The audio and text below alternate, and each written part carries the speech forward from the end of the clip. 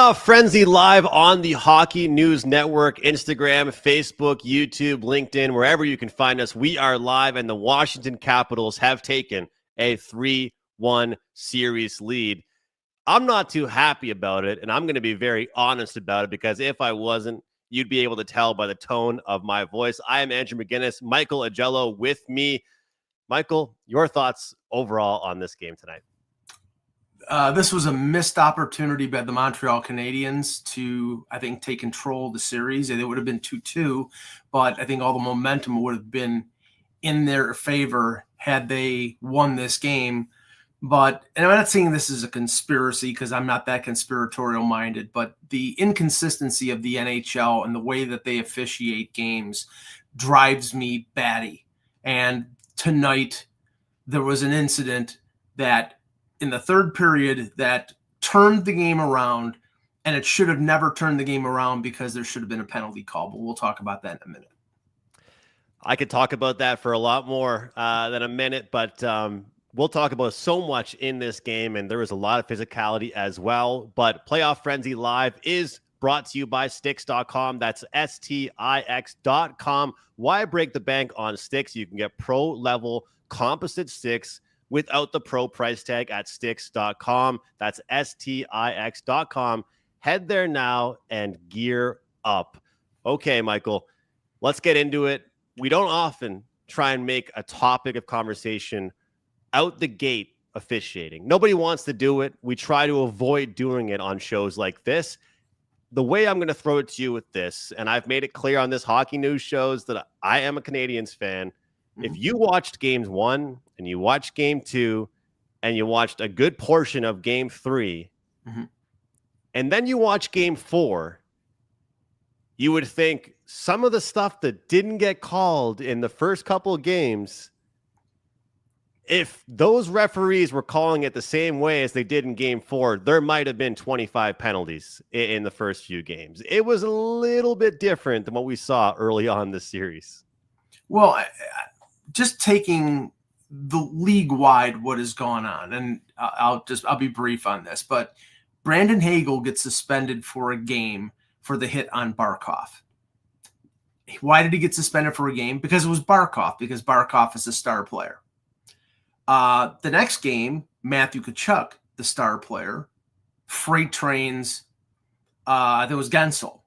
Now, Gensel's a star player, but Tkachuk gets a 5 in a game, but he gets it at the end of the game because they want to take him out of the game to prevent any kind of incident that it happened with Montreal and Washington in game 3, a bench clearing brawl or something of that nature. But he doesn't get suspended.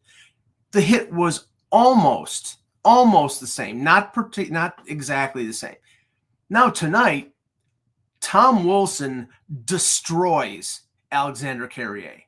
Destroys him.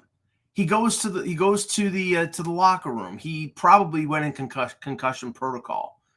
No penalty. They go the other way, and Duhaime scores the tying goal. That is the turning point in this game. That might be the turning point in this series. And the NHL is responsible for that, because that should have been called a penalty. It's difficult because as hockey fans, we love playoff hockey. The term, expression, whatever you're calling it, playoff hockey gets thrown around a lot. I can't wait for the playoffs. I can't wait for the physicality. People that are basketball fans, soccer fans, whatever sport you enjoy, they might not watch the regular season, but Michael, they watch the playoffs because of quote unquote playoff hockey. And so there has to be that line. And it's very hard for us to figure out what that line is. Entering today's game, because of the officials and because of the league saying, I don't know what that was between the periods or between intermissions, the bench brawl, all that stuff. The league said, hey, we got to make sure that this game's, a lot tighter. So going into the game, I expected things to be a little bit different. And we saw some kind of more ticky-tack calls made. All calls that are supposed to be made. I'm not going to deny that.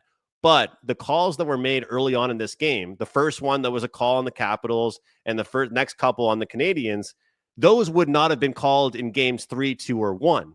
So that's the issue that I have, is that it's not that those weren't penalties, because they are.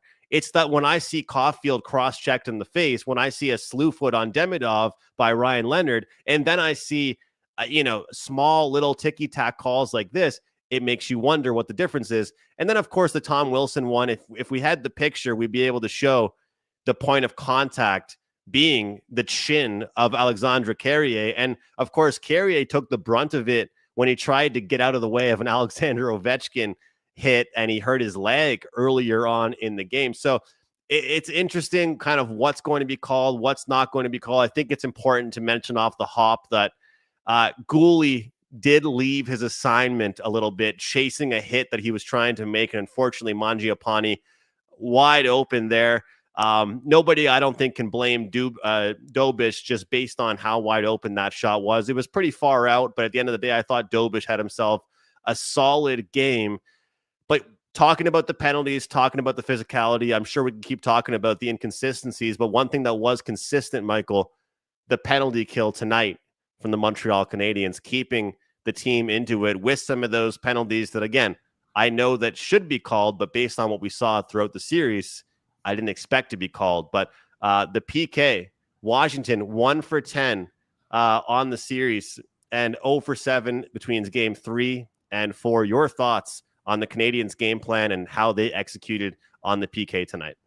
Well, had nothing occurred in the third period that we just talked about, the turning point in this game was the two-man advantage that for 43 seconds that the Canadiens killed off early in the second period.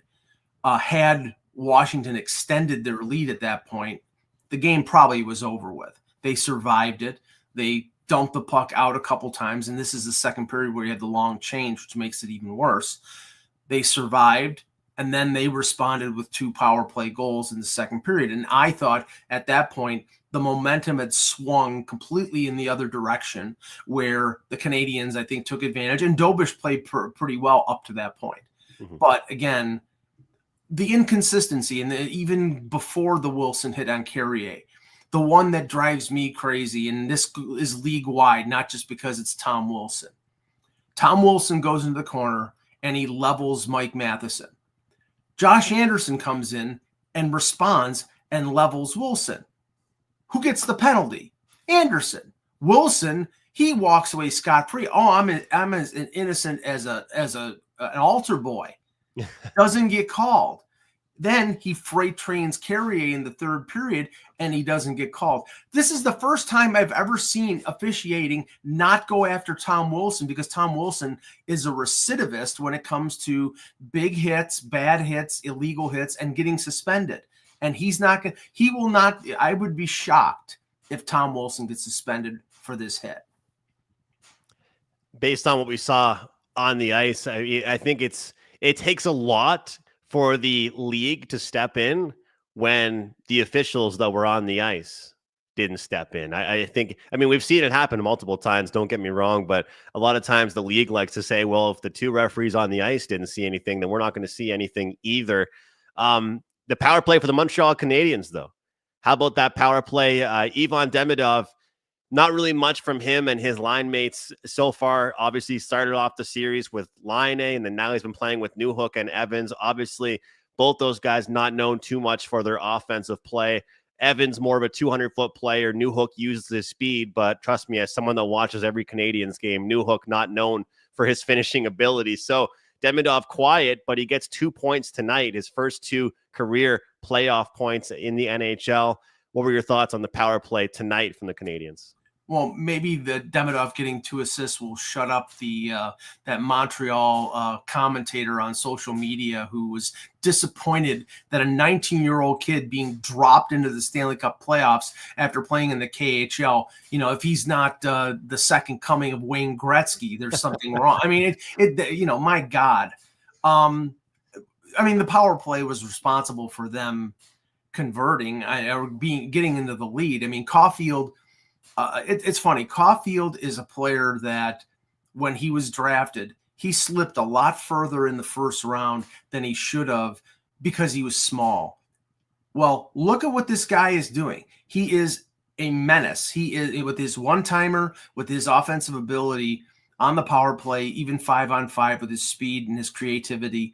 He's somebody you have to deal with. Now, the problem is that line, that big line that you need to produce, that you need to not be a minus. They were minus 11 in this game. Cumulatively, they were minus 11. That's a series killer. If your top line is playing that badly defensively and can't make up for it offensively, then you're in deep, deep trouble. Leffler here says, what's the biggest thing Montreal has to build on after tonight? Because, Michael, as we all know, when you drop a game and a game that you felt you maybe could have had and should have had, you can't really dwell on it for too long. What's the biggest takeaway positively they can take from tonight? Well, the series is not over. You have stuck with this team. You went to overtime with them one game. You beat them one game. This game was well within reach. If you look at history, and I wrote an article for the Hockey News about the 2010 series, the last time these two teams played, Montreal was down 3-1. And then Yaroslav Halak basically became Terry Sawchuk and allowed one goal each game the last three games. Now, I don't know if Dobish can do that. I don't know if Montembeault is healthy enough to do that. But you're still alive, and you're still battling on a sort of an even keel with a team that nobody expected you to be able to battle. So I think there's still hope there, but this was a game I think they needed to win, and they didn't.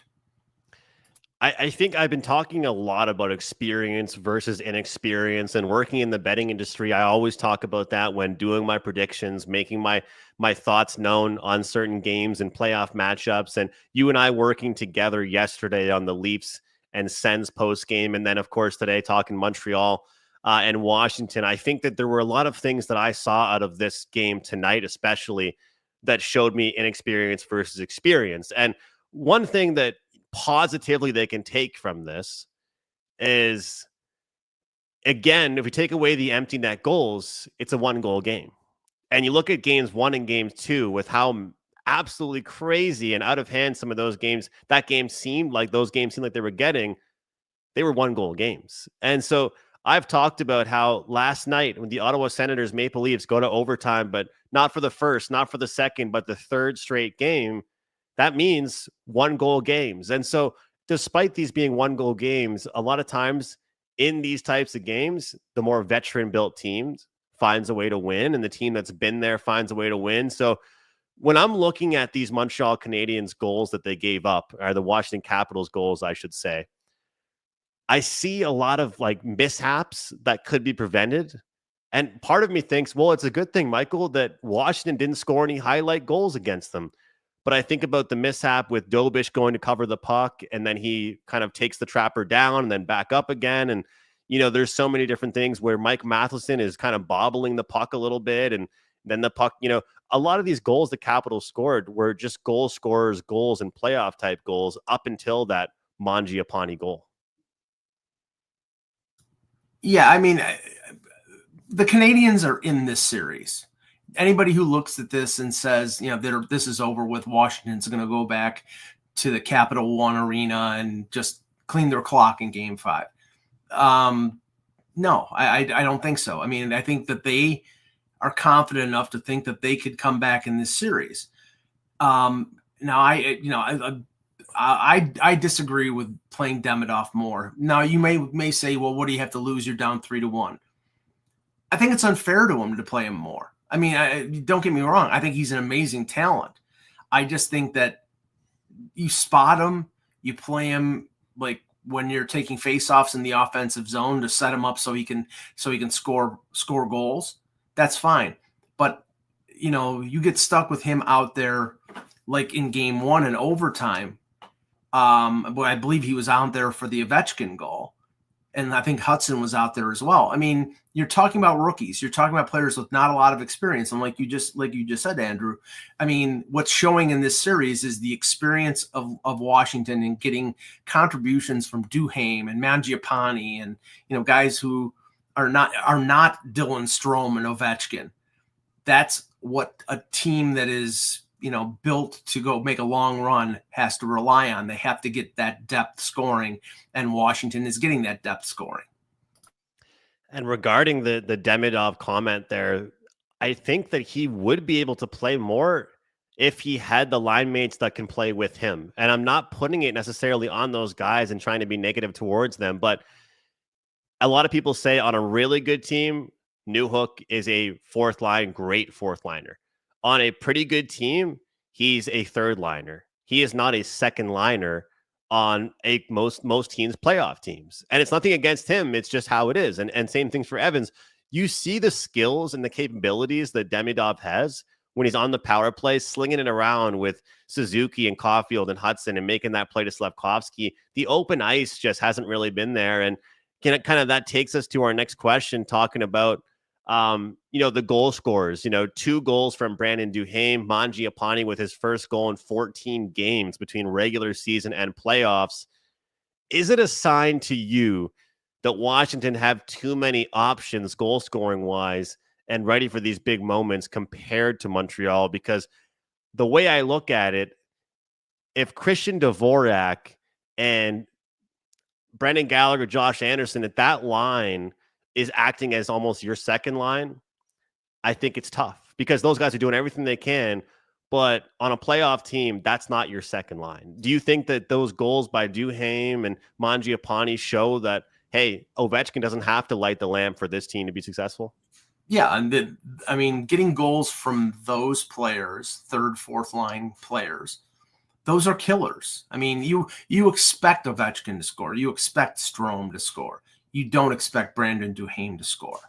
And, Montreal is getting goals from Caulfield where, that's where you expect it. They need to get more goals, more production out of Suzuki and Slavkovsky.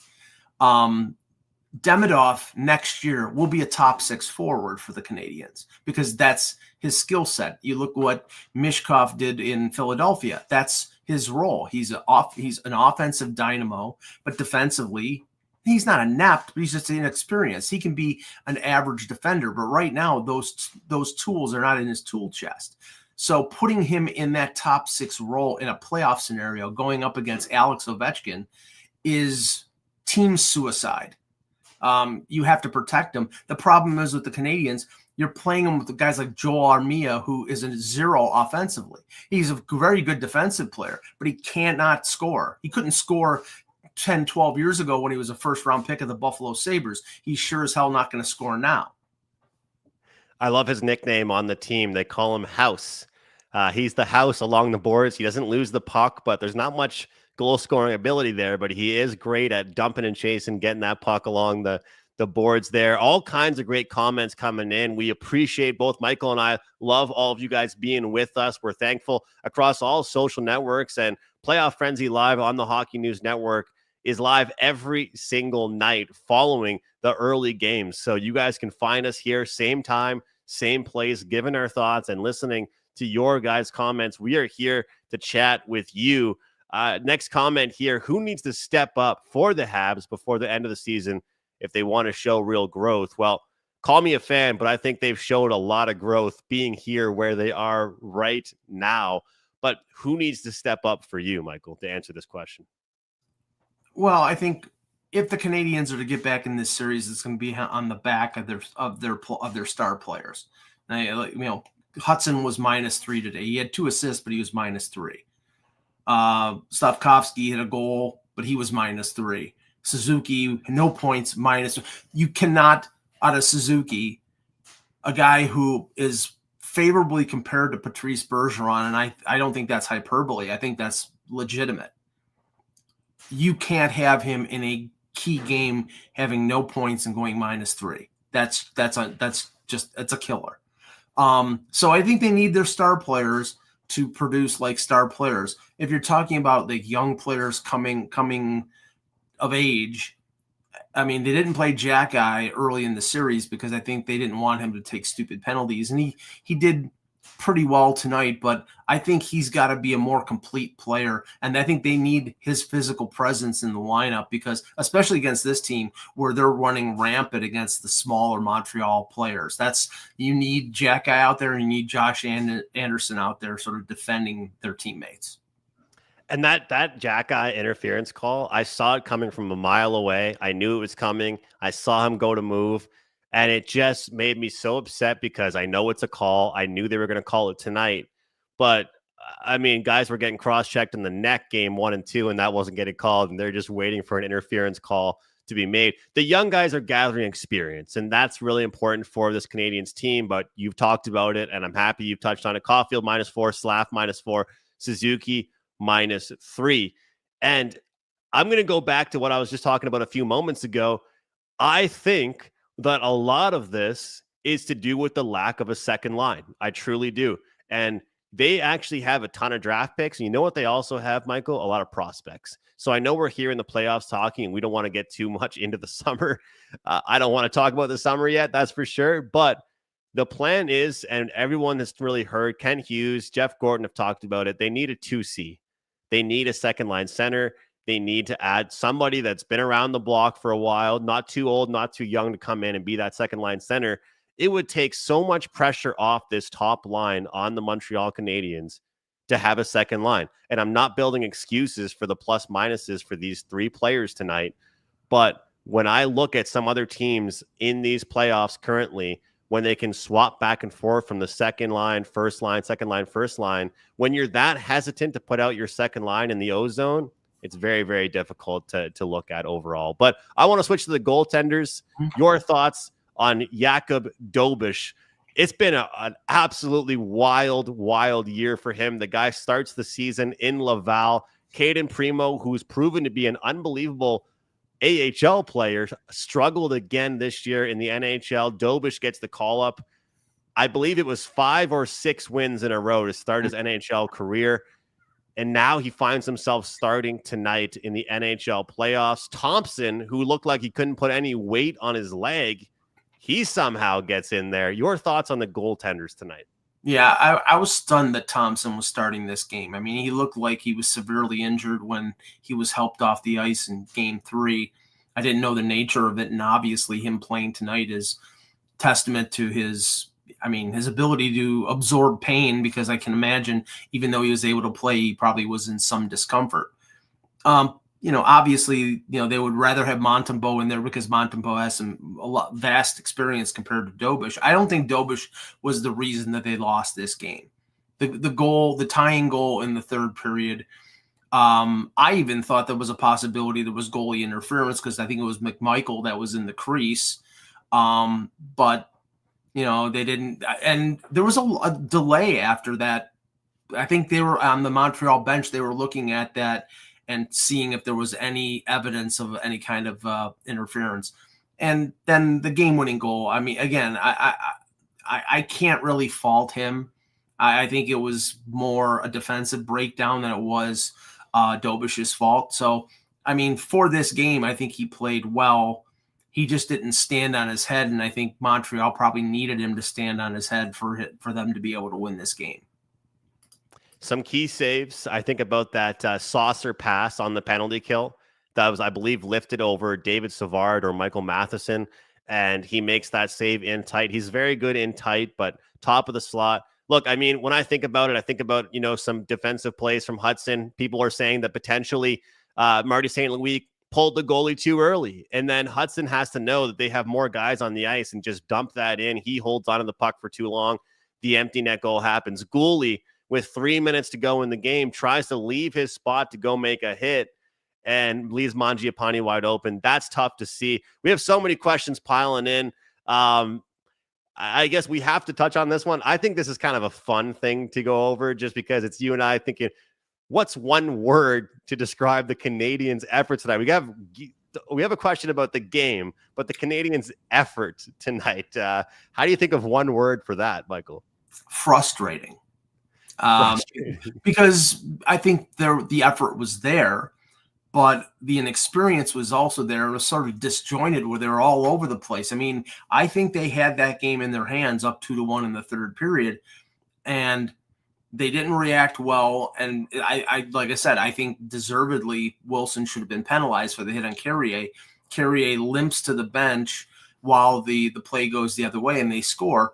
And I don't think they showed the composure that a more experienced team would have in that situation. Now, I don't know if any other team would have been able to stop Washington, but the youth and inexperience of this team, maybe this is the best thing in terms of going forward. All these players learn, the pressure that is the Stanley Cup playoffs. And, they're hardened in the crucible of the Stanley Cup playoffs. They'll benefit from this down the road, but right now they would rather benefit from winning and being tied 2-2 instead of being down 3-1. Johnny comes in here and says one word, Bettman. I have to give a laugh at that one. Tough to get that too much attention, though, because you know what? It is a hard playoff to officiate. It's a hard league to officiate. All you want is consistency. And you know what? Before the game started, I had a 12-minute radio spot, and they know I'm a diehard playoff guy, and these guys are more like baseball, basketball fans. And so they were saying to me, is the inexperience following a game that was so physical going to hurt the Canadiens and cause them to take dumb penalties and act in a different way? And I look at the Tom Wilson hit on Carrier that doesn't result in a call. And you look at some of the big hits, and you look at Josh Anderson's hit on Tom Wilson. You look at Gooley leaving his spot, as I keep mentioning, to go make a hit instead of playing his position. That's something that you could probably argue that was in the back of their head a little bit, a little bit of a different feeling tonight for them, trying to play how the series has been played before, with the officials not officiating it the exact same way. But that hit was crucial, wherever you want to call it, whatever type of hit you want to call it. Tom Wilson changed the game with that big hit. Mangiapane left alone and gets the job done. But it will head back to Capital One Arena on Wednesday. So a couple of these series not being 2-day breaks, 3 days until the following games for some of these as well. But Carolina, I have to ask you, we'll go around the horn, go around the league a little bit. Your thoughts on the Carolina Hurricanes and New Jersey Devils. The Devils responded in the third game. What are your thoughts on this one tonight? Well, Carolina has a chokehold on a series now, up 3-1. But the news that Freddie Anderson was injured in the game, I looked at this series going in, and I thought Carolina had the advantage. I was a little skeptical about Anderson because Anderson either is injured or disappoints when it comes to his playoff performance. He was playing well up to the time that he was injured. Now they have to go with Kochetkov, who clearly Brendan Moore doesn't trust because he played him 50 games or something like that during the regular season, but then he goes in the playoffs and he plays Freddie Anderson. So can I say that New Jersey is out of this series? No, but no, I don't think anybody was picking New Jersey without Jack Hughes, with Dougie Hamilton just coming back. They made the playoffs, but they're in a position right now where I think Carolina is poised to knock them out. Heading back home as well, we know how the Caniacs are, how they play when they're at home, this Carolina team. And there's a handful of teams in the league. I think it's very important to get home ice. I would think the Hurricanes do very well when playing at home. The Winnipeg Jets, St. Louis Blues, talk about home ice advantage. I don't know who wants to get back home more. The people that traveled, if any of them did, from Winnipeg to go to St. Louis to watch those games, or if Connor Hellebuck wants to get back home, because I don't know if he's sleeping well at the hotels they're staying at on the road, but this guy is a different playoff performer when he plays at home. And maybe cool me down if I'm kind of crossing a line here, Michael, but when I had the privilege of going to Boston to watch the gold or championship game in the Four Nations, a lot of people said to me right behind me from where I was sitting, Hellebuck, best goalie in the league. He's going to win USA this game, best goalie in the league. And well, tonight or this afternoon, he didn't exactly look like the best goalie in the league, let alone the best goalie in his conference, let alone the best goalie in the division. I know the defense isn't helping him out a little bit here, but is it time for Hellebuck to stop winning regular season awards and win something in the playoffs? Well, I mean, I call him Four Nations Connor because I think the way he played during the regular season, like I said, he's going to win the Vezina. He has a really good chance of winning the Hart. But for that to really mean something, you got to perform at that level that you performed in the regular season in the playoffs. And right now, he didn't play well in game one. He gave up a bunch of goals early and then sort of played better. Game two, he was really good. And the last two games in St. Louis have been an unmitigated disaster. So if Winnipeg thinks that they have a chance to win this series, they're going to need Hellebuck to play like regular season Connor and not Four Nations Connor. We know how important the last change is, and we've also seen how evident it is having the fans behind you. And the Winnipeg whiteout has been great when they've been there. Johnny says, I truly feel Jets are going to choke this series. Well, if they're going to choke the series, Johnny, they have to lose a game at home. Right. So, I mean, it's tied up now, but the home ice has been very important in that series. Going to Edmonton and Los Angeles next. LA currently up 1-0 in the first period here. They lead this series 2-1. Mm-hmm. The whole goalie conversation, you and I could spend a whole show talking about this. We only have a few more minutes to go here on this show, but your thoughts, first of all, on the whole Skinner versus Pickard situation, and your thoughts on the series as a whole leading up to tonight. Well, I think they had to go to Pickard because Skinner was not good in the first two games. I don't think Pickard was any great shakes in game 3, but they won the game, so they had to stick with them. But this goes back to Stan Bowman and the trade deadline. They needed to make a move for a goaltender. They've needed to make a move for a goaltender the last 2 years, and they stuck with Skinner, and they got to Game 7 of the Stanley Cup Final. So I understand the hesitancy to maybe go out and spend assets that they really don't have to get a John Gibson or somebody else. But this is proof so far. You've already, after 2 games in the playoffs, you've had to go from the guy who carried you to Game 7 of the Stanley Cup Final to a backup who's been all over the place. And I'm not slagging Calvin Pickard, but he's not going to carry you to a Stanley Cup. So this is desperation for Chris Knobloch. And I think this is sort of a testament to how badly the Edmonton Oilers are constructed. They have 2 phenomenal players, and everything is on their shoulders. And if they don't do it, they lose. More than years past, I just feel like it's Leon and Connor versus the world. I'm not seeing any depth scoring. I'm not seeing the other guys. And all the jokes and memes and everything that were going on with Zach Hyman, how he was just a tap-in guy. I mean, you and I could have played with McDavid last year and scored 50 because McDavid was putting the puck on his blade and scoring. I know those were all jokes, but right now it seems like there's really a bottom 6 and a depth issue. My biggest thing with the LA Kings this year compared to years past, and my thoughts on this series, and we've seen it, is that the old LA Kings, if they weren't winning 3-2, 2-1, they weren't winning the game. And we know now they can win high-scoring games. Maybe they're not going to win the game that's finished as 7-4. That's a little bit crazy, but they have the ability to win high-scoring and low-scoring games. So Leffler saying thoughts on Draisaitl and McDavid's playoff performances so far compared to last year's. Well, I think that my thoughts are that they've got less help, so the pressure is even more so on them than it has been in the past. Connor McDavid had a goal and 3 assists in Game 1. They rallied from 5-2 down to tie at 5-5, and then they lose. And the look on his face – and the look on his face after I think it was Trevor Moore scored in Game 3 to put the Kings up. Now they eventually won the game, but the look on McDavid's face was like, "What more do I have to do?" It was like the look at him at the draft lottery when he found out he was going to Edmonton. I don't think he really wanted to go there, but he's been a good soldier, and he's one of the best players in history. But that organization has, I think, wasted years of Connor McDavid because they just have not been able to put a team around him. And it's a disgrace because he's a great player.